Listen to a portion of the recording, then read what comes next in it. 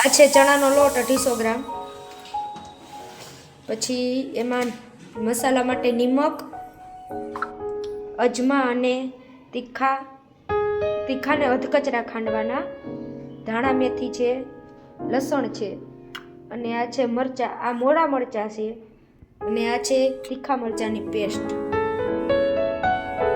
પછી છે ને મેં બેસનનો ચણાનો લોટ છે એ એપલનો લીધેલો છે.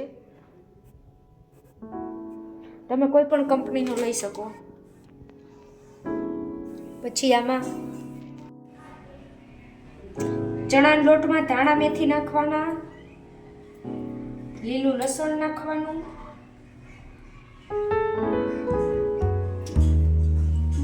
પછી અજમા અને તીખા નાખવાના,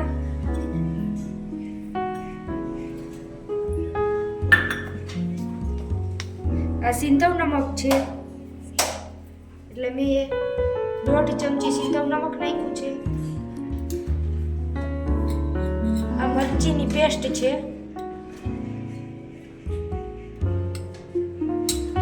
તમે તીખું ખાવ એ પ્રમાણે મરચીની પેસ્ટ લેવાની.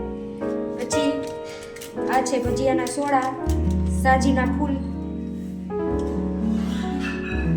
1.5 ચમચી સાજીના ફૂલ લેવાના. અને આ મોડા મરચા છે, મોડા મરચાની કટિંગ કરેલું છે. હવે પાણી નાખતું જવાનું અને આ લોટને બહુ ચોળવાનો નહીં, મિક્સ જ કરવાનો. જરી થોડોક મિક્સ થઈ જાય જે રીતે કરવું હોય એ રીતે, ત્યાં સુધી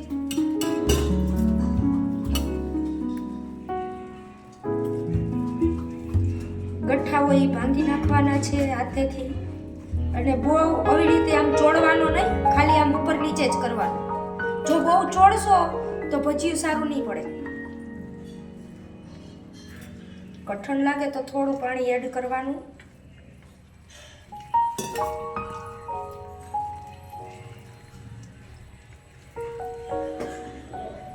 અને જો મેં અહીંયા તેલ મૂકી દીધું છે ભજીયા તળવા માટે.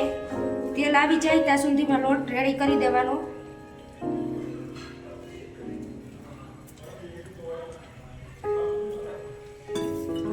અને લોટને બહુ છે ને ઘમોળવાનું નહીં, આવી રીતે આમ ઉપર નીચે જ કરવાનું.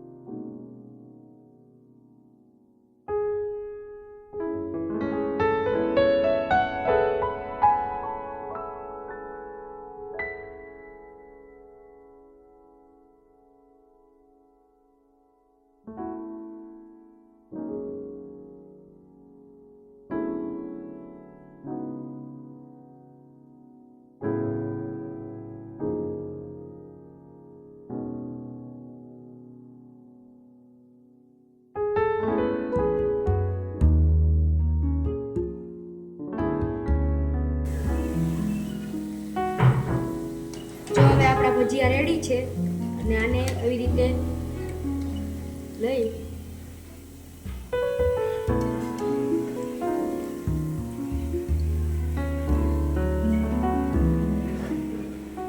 એક ડીશમાં કાઢી લેવાના.